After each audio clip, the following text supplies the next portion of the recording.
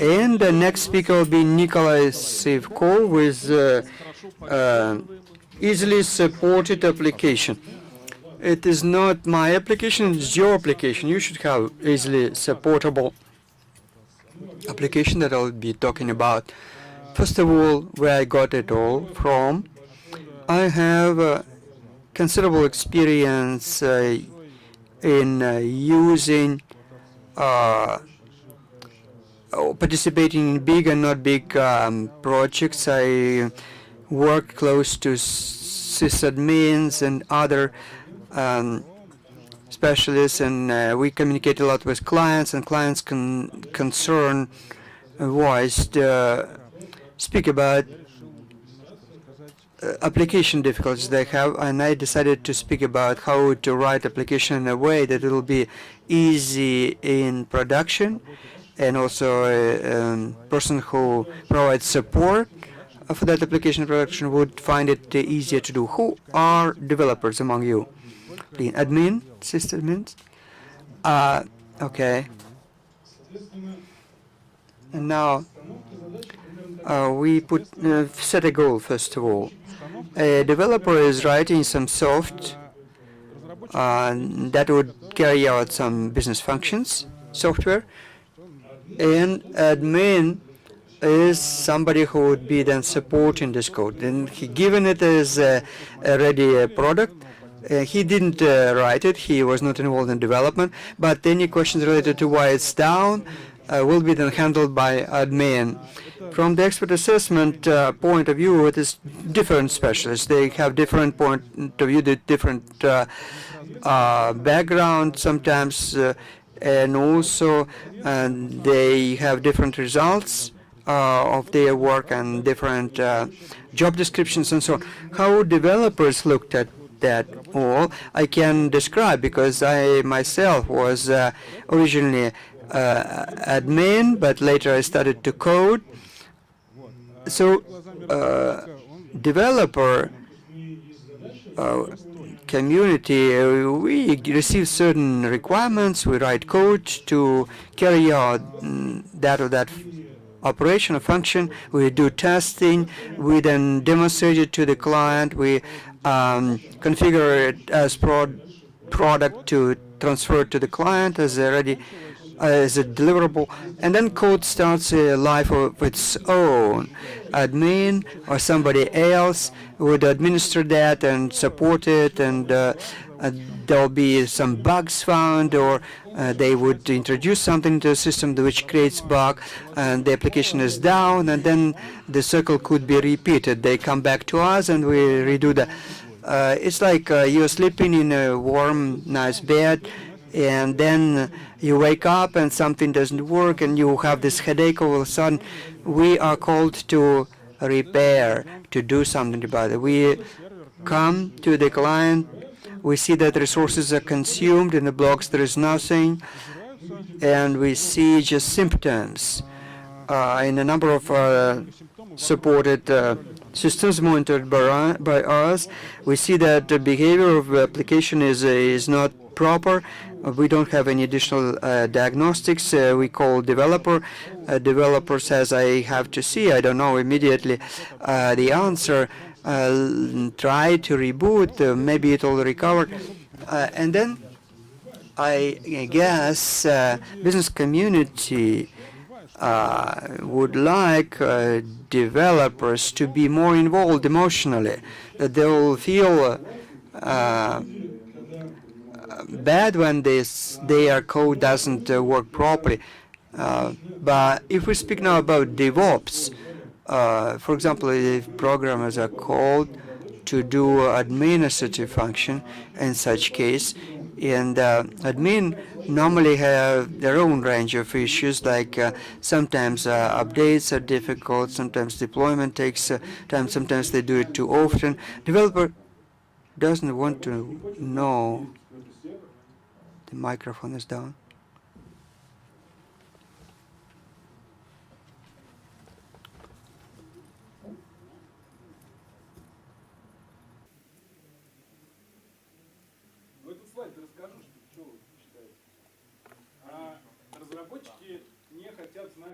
The interpreter has to apologize, but this is not spoken into the microphone. Microphone is not working. We don't get microphones. Okay, developers like abstraction, and they, not they, but actually it was invented to use containers. I launch an instance somewhere in the cloud, and that works.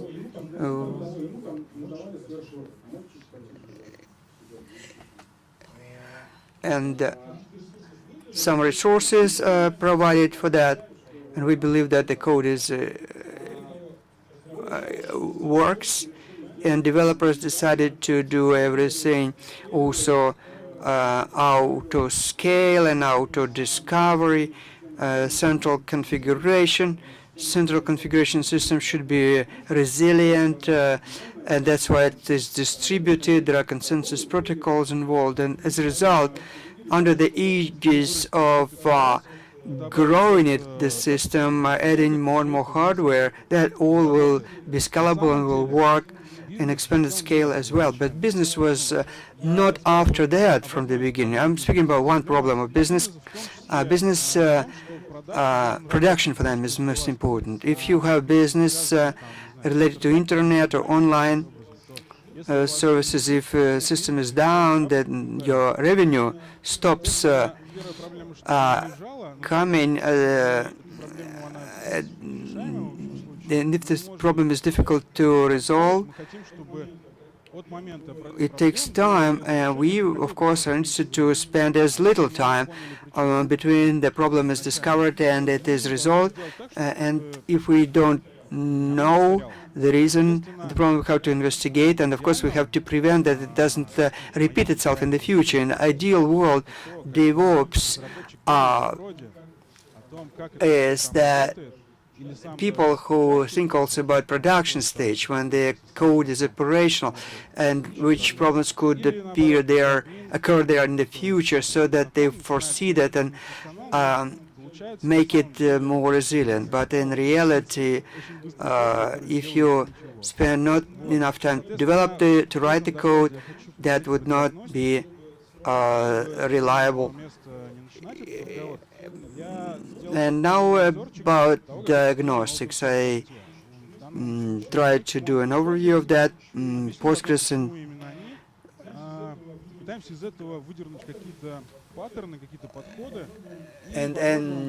nginx and Mongo.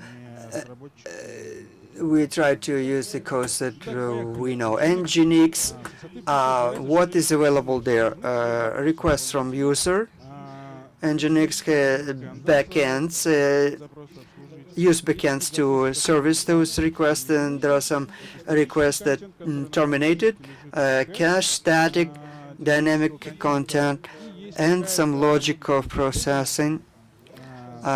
Lore, mostly now, earlier was Perl. So what is nginx provides to us for that? Error log, first of all.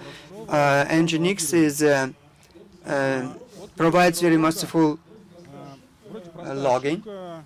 Even simple mistake, upstream timeout, for example, when we didn't wait for a reply from backend, we logged it anyway. Even that mistake, we look at which address was affected, we know which backend was not replying.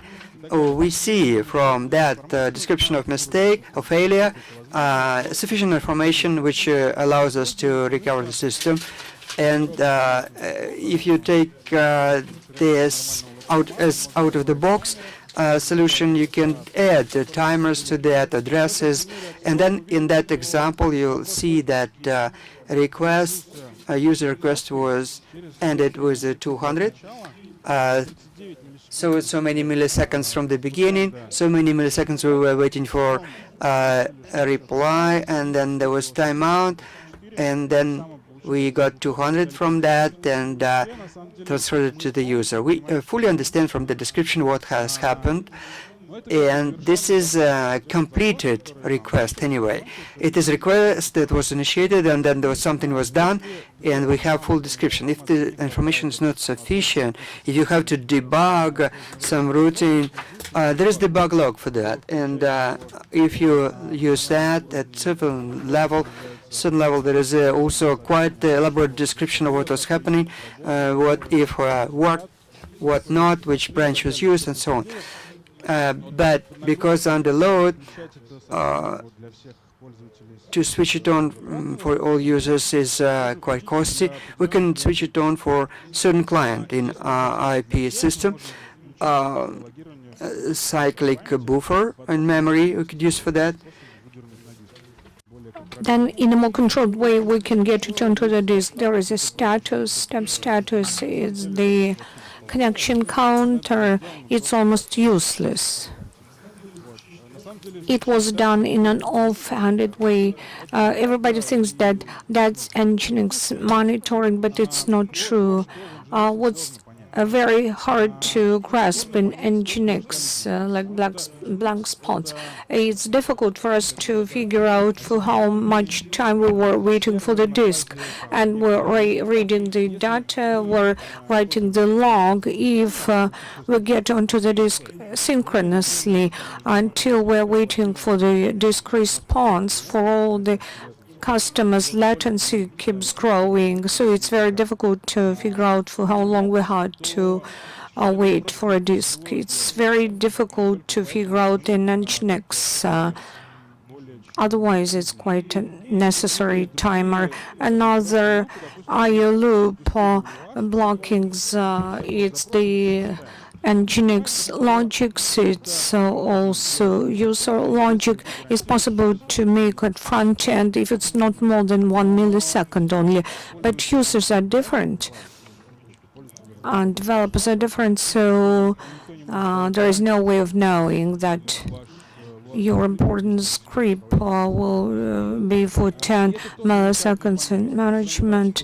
And on all the queries, latency will keep up growing. There are other implications as well when you have got a limit on the quantity of requests per second based on IP address or other criteria. There are some parameters when you just the query from this user group starts slowing down artificial, and request time in the log is going up. Maybe it's the customer channel which is stuck or whatever, but actually in nginx the diagnostics is quite good.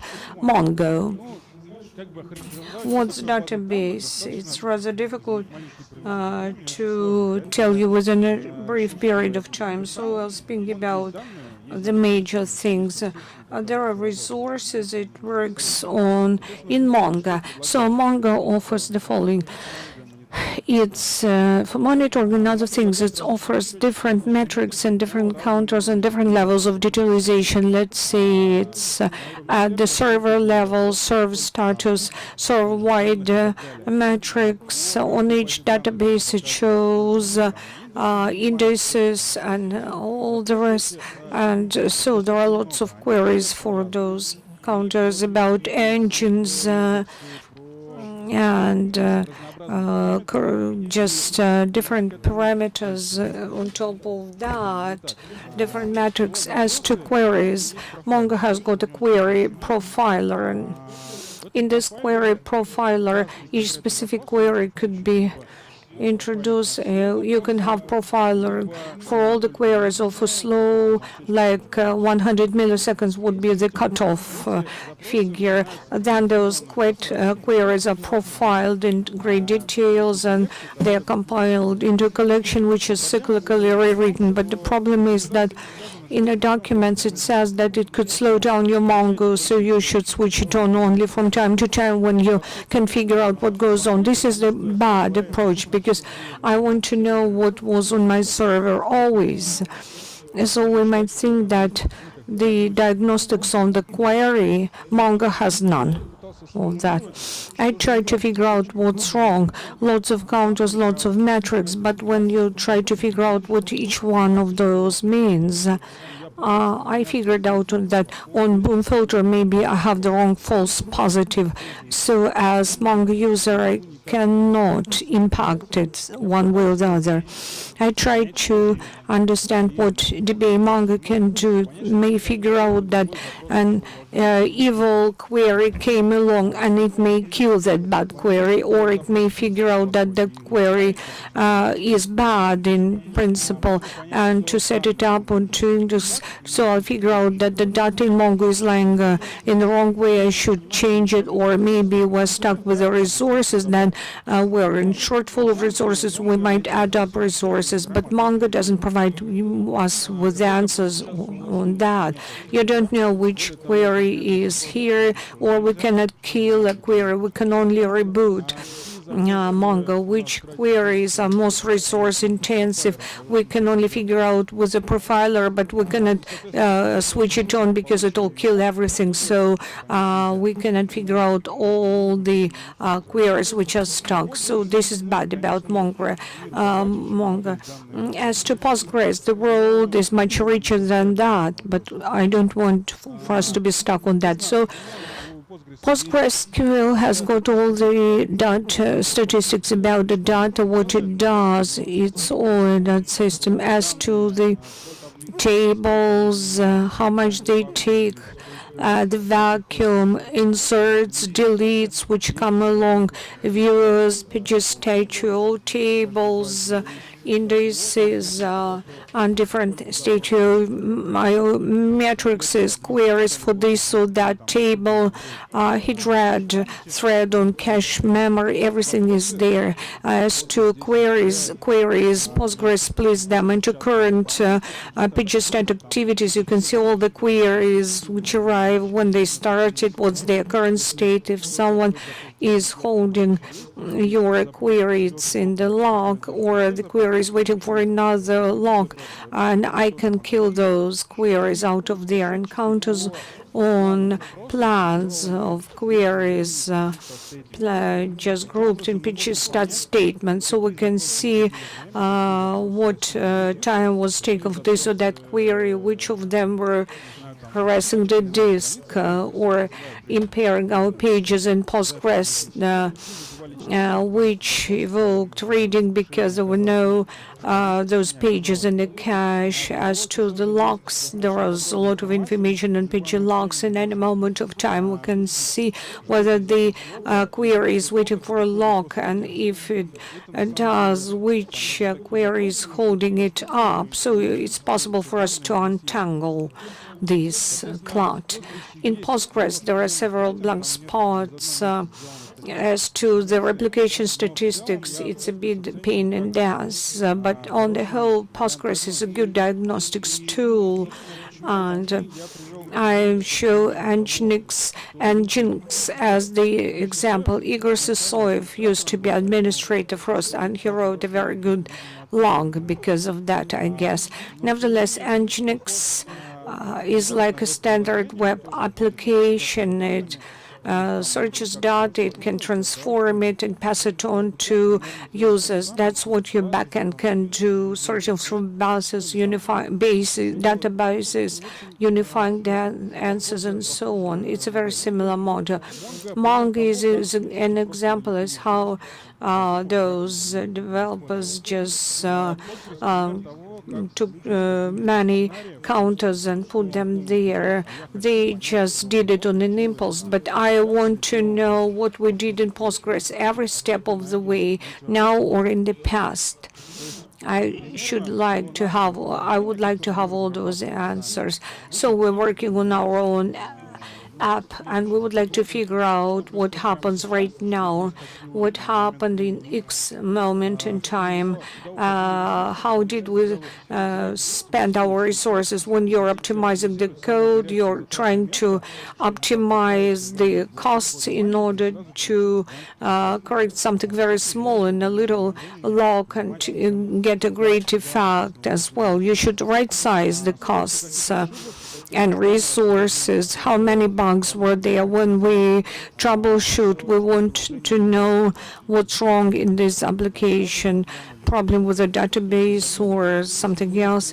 If we were going from one app to another, we should describe where we had been, what we achieved, pros and cons, success or bug, how much time it took us for troubleshooting or debugging. That way we can calculate our resources. And if you didn't like anything, what exactly, like Patrick text, why Patrick request, it's way more useful to write down, like, I expected to see such and such header, but I never saw something like that. So approaches I have identified, it's something like thread, stack dump, and analogs, whatever you call it, in order to dump what happens now. To get the snapshot, current snapshot. It's long as the way to know what we did, what we liked, what we didn't, how resourceful it was, resource intensive it was, and counters, timers, and so on. In more details on each one of those approaches, thread, dump, it's instantaneous snapshot in what type of the code this stream is. It's more about runtime, but not your code. And what it's about downtime sometimes as well. Thread dump is more about runtime, not your code. It's the platform on which it's launched, JVM or Python or whatever. And also, I would like to identify something else. It's scoring analog. It's not about threads or codes. It's just the snapshot of what has been happening now. So in Java, thread dump is embedded. Is just the signal sent to your procedure Java, and it shows you the thread and different types of the code, its state, whether it's waiting or it's exercised now. And in Golang, there is a profiler which can work in production, so you can get the information from there. And examples about the platform. I'm not an expert in all the platforms. I've written this down, but everybody has got this approach as to high-level analogs. It's Postgres, pages, stat activity. You can see queries exercised now, their state, logs, non-logs, MySQL, analog is show process list. You can see the queries exercised now, Apache, now because it's mod status. If we actually set PHP, we see the users, the time, so logs. Log is not just one-fit-all recipe. So it is hard to write logs correctly. So correctly would be when we write necessary and we don't write superfluous. Some recipes, like yes, I say, you deal with the challenges the way they evolve. There are several scenarios, again, I reiterate, about logs. Let's say you come along and there's an incident, a log scenario, you see in log nginx, you see get URL HTTP, it's 504 because they were waiting for backend 010141 0.101 millisecond and thought that was all. What are you going to do? You would like to read the log of this backend 192.168.1.1 log by this inquiry. But what is this inquiry? What is this specific query for 101 millisecond? What did it do specifically? You don't know, but there is quite a commonplace approach, although it's not used by anyone. I'm not going to reinvent the wheel, but this is the way of assigning all the queries unique IDs from different fresh versions of nginx, or out of the box. It was be variable request ID and access hook, and then you send on those headers, and backends may write it in every string of the log about this query, or it could be sent to the boss.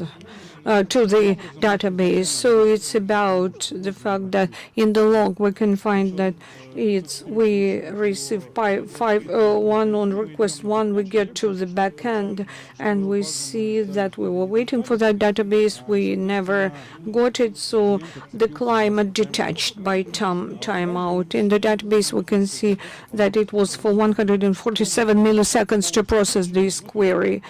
Then we do the explanations of what happened on the base, but why backend worked the way it did, we understand it at least.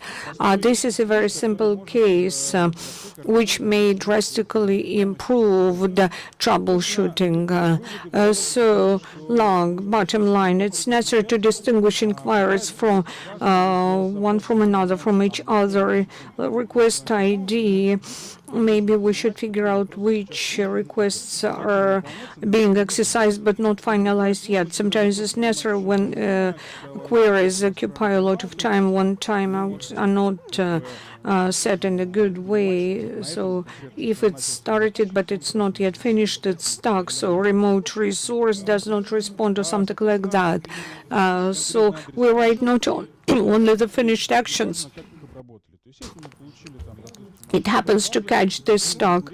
If we go somewhere, we write the concrete address, like I didn't wait for the base for 50 milliseconds. I went on to the next replica, and I'm waiting for the answer, for the response. That simplifies drastically the workflow. Instead of seeing the mistake and looking at the code, which cases could be used to process it, you'll see right away to which branch of the code you have been heading towards. A network is unstable. We should measure time, and we write all the mistakes and how they were processed. If you've got some SP bounds, computations which might retard, depending on the input data, you should measure that time. So we measure the time of significant operations. Logs create loading. It would be stupid not to write logs, but we can write logs at different levels, but we should be aware that we should not overload the application, and we can reswitch the levels of logging if the application enters a bizarre stage. So by restart, you could be able to deal with that. If there is a different levels of logging, then we need switching handle without restart. It is possible to clean parsers as well. Metrics and applications, it's counters of events like queries, bugs, timers. You may store histograms or the sum of times, and then you get them into monitoring, and you work with the threads of events. Vis-a-vis logs, we already lost the knowledge about specific query with specific ID. We lose a part of information in comparison with the log, but it's much cheaper than logs, much cheaper. We don't have to write each event, and there are certain things which we don't even need. So out of those metrics, we may make different flowcharts, place alerts, and just understand what goes on. Metrics and applications and tools, there are two major approaches. Your lang metrics in order to instrument your apps. In Python, there is visit timer, decorator, and automatically it shows the counts. For all the programming languages, it's metrics, Go metrics, Python metrics, Java metrics, and statsd. Metrics is actually label aggregating everything in the memory, then once in a minute shows specific values. statsd is a server receiving ODPH event, aggregates it in the memory and gets it into the monitoring. That way we're not just stuck on Python with some threads and processes which don't have separated partition memory. It aggregates everything, and we end up having the same thing, only slightly differently. Semantics are approximately the same as in metrics. There is no problem with them, and they ask how metrics live with that. And metrics simultaneous way, they do not. You don't need that. If collector statistics is down, you don't want to give 500 to users. Nevertheless, you can do internal queue. That is what I hear. I will do the queue and then would go piecemeal, eliminating that, and then there is limit to the queue length and what you do. If it exceeds that limit, you need to know beforehand. You have to think about that. Semantics is as follows: that you just take a counter, a meter, and try to increment it in your code. In this way, you get metric monitoring. In Golang, there are different approaches, and you can call up function and look at counter or measure time yourself and transfer those measurements. The same case with HTTP. We collect timer data, different stages, so how much we're waiting for the base, for cache, or how much rendering took on time. And we see that the database was actually fault, and the question can be answered very easily, very quickly about metrics. Metrics can be flat when you have an initial key that allows to measure it again. And the metric, there is a metric 2.0 is more detailed metrics. You can find it in Google. It's when you also add information about physical type and times of access to database. You want to calculate it separately for different hosts and types of requests also. In this way, you get not just the key, but the key with labels, with additional information, and you could do requests like show me top 5 handlers, maximum time of waiting from base database. And about Golang metrics, timers are most expensive there, and not because of time of day, of course, but this implementation also provides a very smart histogram. Timers were included in the histogram, and that was presented as a compact view. They are expensive from the point of view of nanosecond cost, but if you have backend that's saying 10,000 requests per second, and each can let you measure 10 different timers, and you have to spend 10% of one processing core. It's not that much if you have a much more capable system. Conclusions. I'm trying to be as fast as possible. DevOps, you need to start with diagnostics. After you are able to answer what is wrong with your code, you could do Dockers, you could do microservices, you could do everything else. Diagnostics is not something complex. When you don't know how to do it, you can use scenarios of use. You want to remember what that would be used for, and that should be defining your diagnostics. Thank you. That is all for myself. Thank you, speaker. How about questions? I can say probably why questions are not that multiple, because the next item is coffee break. And everyone has already a need for coffee. No caffeine, lack of caffeine. Well, the topic is quite interesting, and I'm speaking about that here, not because I think you don't need about that, you don't know about that, but I think that you know about that, but for some reason you not use this. And how I hope that listening to my presentation, you would reconsider some of your approaches and start to use that what I was describing, and that will be beneficial for you. And slides will be available later.